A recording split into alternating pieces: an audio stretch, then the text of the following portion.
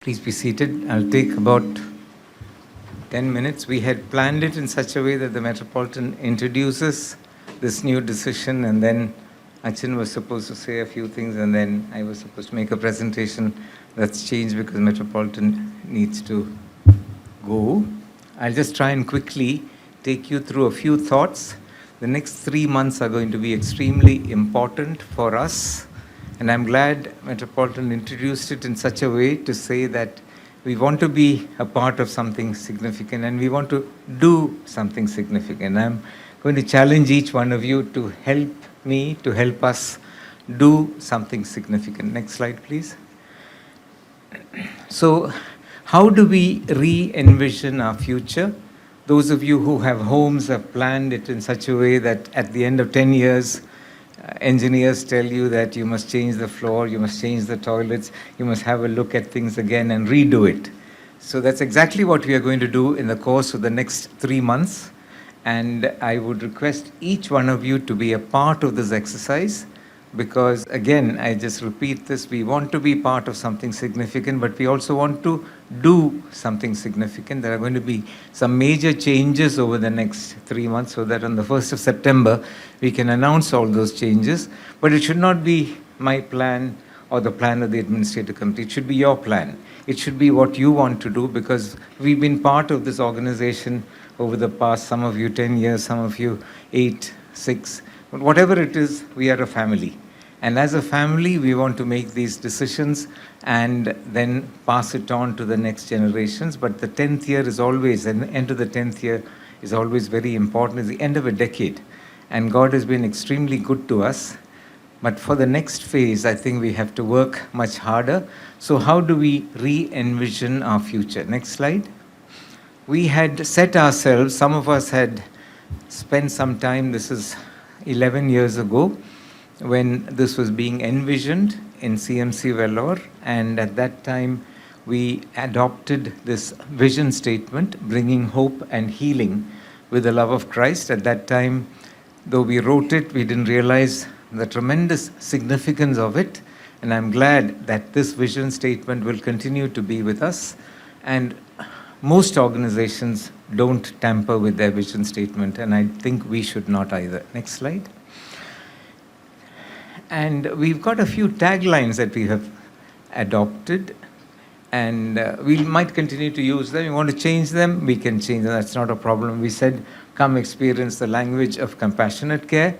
But when we say something like this, there was a patient who asked me, this is what you say, but I'm not experiencing it. But I think majority of patients really experience the language of compassionate care. Next slide. These are, the top one was coined by Minnie Sarah Thomas, experience exceeding expectations. Sunny Kurula coined this one, ENK, Eppozhum Ningalodu Kude.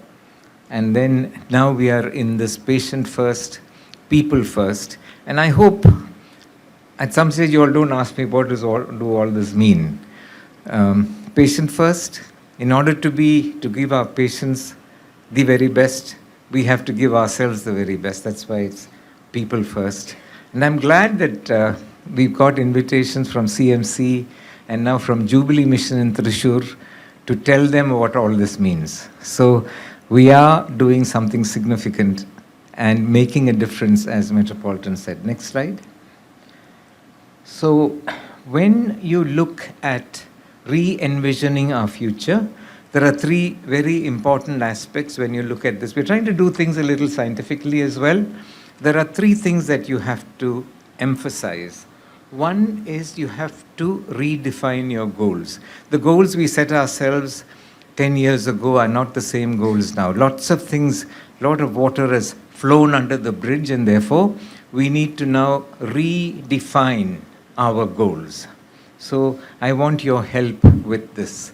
And we'll even create a portal or a WhatsApp group or a email group so that you all can send in ideas. Yesterday we had a 1.5-hour brainstorming session in the directorate with all the administrative officers. We just started a process, but we want all of you to be part of it. I want all the HODs, heads of departments, heads of units, to be a part of this so that we will get as many ideas as possible. What are our goals for the next 10 years? So redefining our goals is extremely important. The second is, in order to reach those goals, we may need to restructure our organization. Do you want to do that? How do you do it? There are certain things that we have advisedly done. We've given the departments a lot of freedom. We've looked at a flat structure. We have said that the director will be only one of equals. And I think we should continue with that. But if you feel there should be a better way, there's a different way, we can look at that. But we need to restructure our organization. And thirdly, we need to reposition ourselves for this greater, glorious future. So how do we reposition ourselves? Metropolitan gave that tremendous challenge to say this should be the best place in the world. That's a very, very difficult ask. But next slide. When we say, many people have asked me this, what did you mean by saying we should be the best in Kerala, we should be the best in India?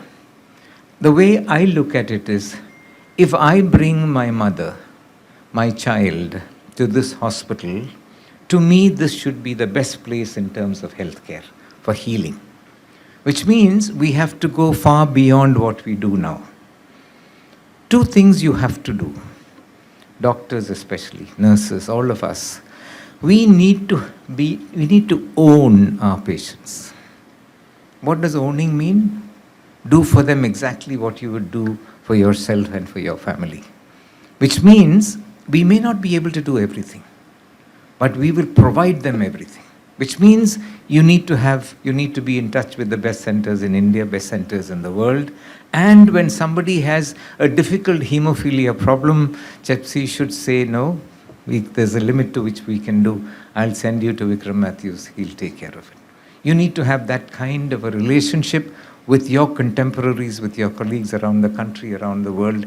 Send people. Recently we had a patient of Chepsi's where we needed a double transplant, bone marrow transplant along with a renal transplant. Question is, it's not been done in India so far. Where in the world will you send them? These are the kind of things you have to grapple with. The second thing you have to grapple with is, the other day I was at a meeting when a patient got up and said, he is my doctor. I was so proud to hear that. Can each one of you say that your patients will say, Dr. Luke Matthew, you are my doctor? I know many of them say that.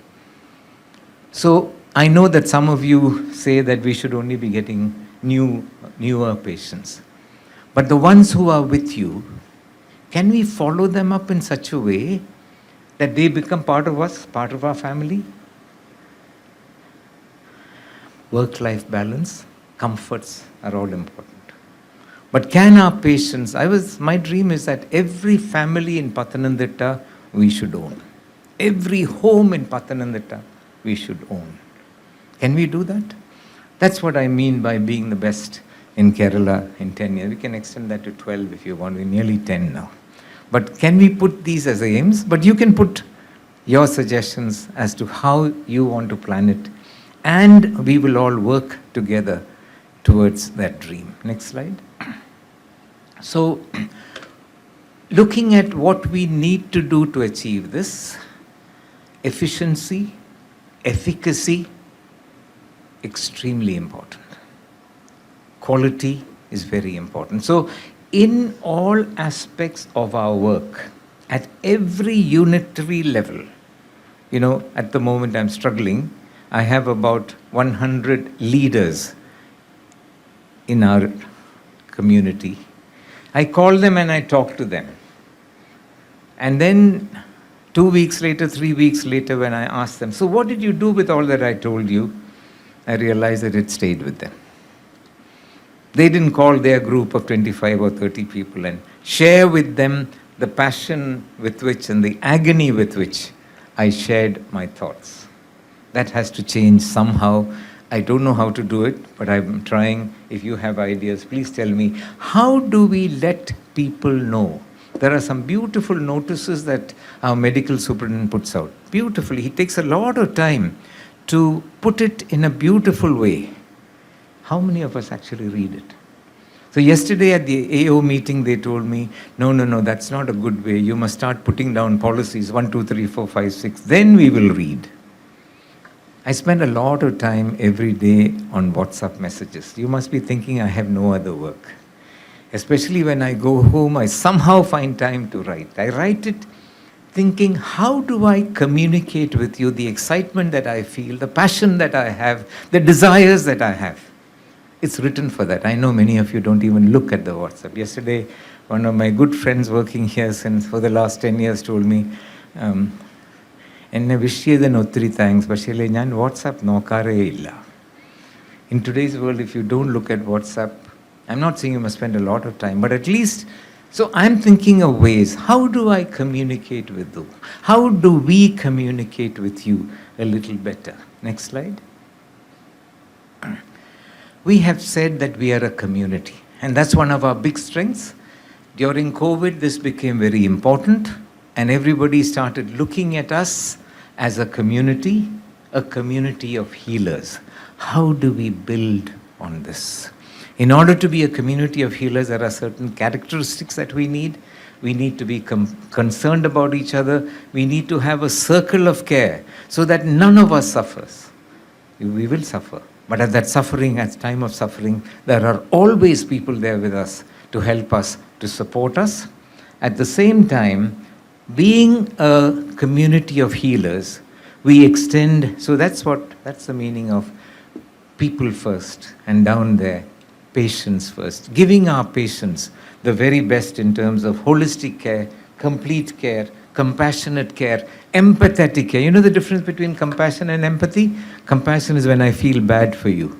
Empathy is when I come down to you and say, I want to be you. I want to do for you whatever I would have done for myself. Next slide. And I think our desire to be a center of excellence has to be a passion within. We should not go to sleep unless we have done something that at my age, if I can spend so much time seeking excellence, I'm sure you young people, Rashmi and team, can do a lot. You know, you're doing a lot, much more to make ours a center of excellence in teaching, in training, in mentorship, and in research. So this I would advocate to you. You can give me suggestions and ideas how we can do it. Next slide.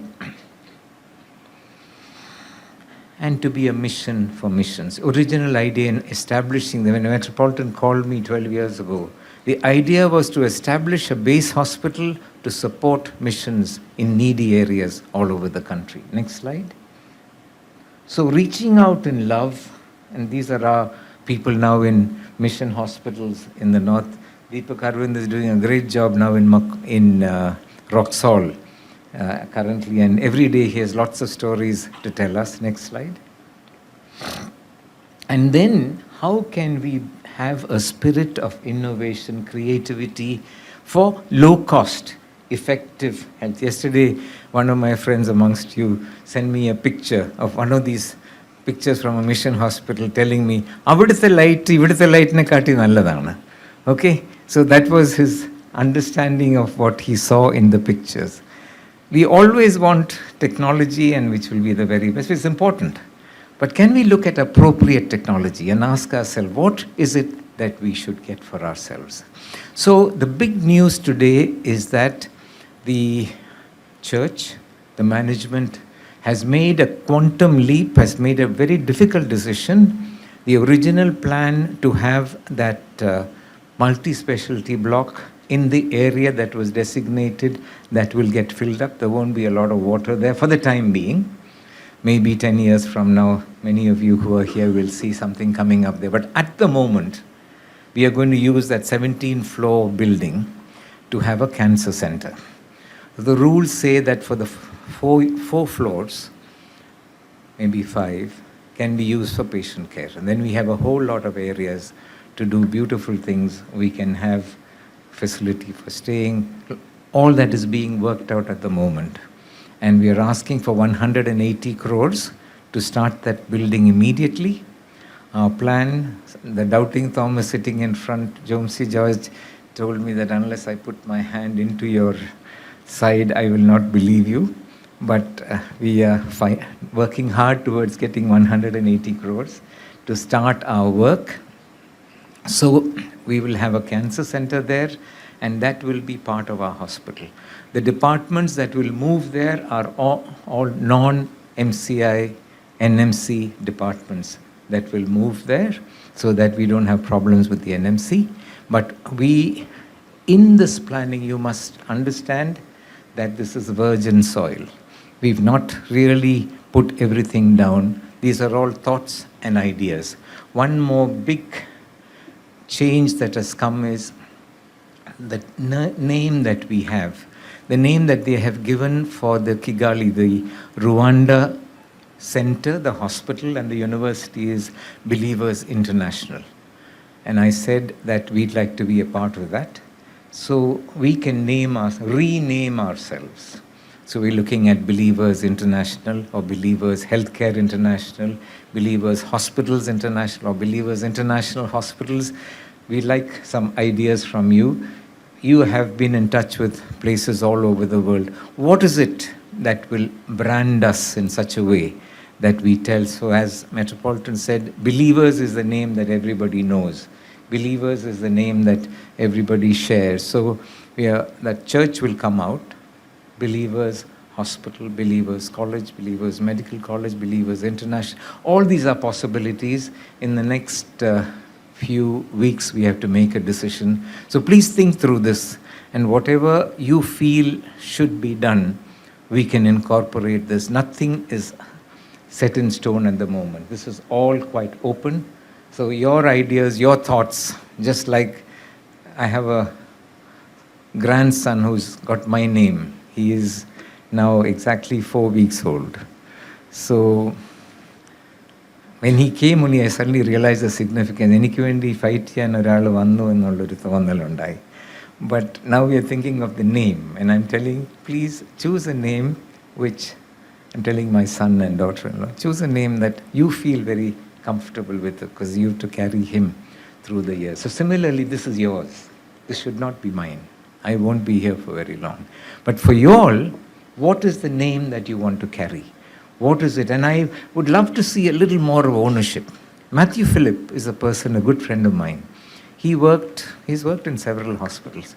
But today, he is synonymous with Lizzie Hospital. The kind of messages he sends me makes me feel, how did he develop this passion for Lizzie Hospital? And why is it that I don't feel that same feeling that many of you, that you don't own it as Matthew Philip owns Lizzie Hospital? Can you do that? Go ahead. I'll support you on anything. You go ahead and do it your way. I promise you I'll stand by you. But do it. So that's why I think both these things, as Metropolitan said, are very significant. Let us be part of something very significant. Let us do something very significant. And let us envision our future. Thank you for your patient listening. God bless you all.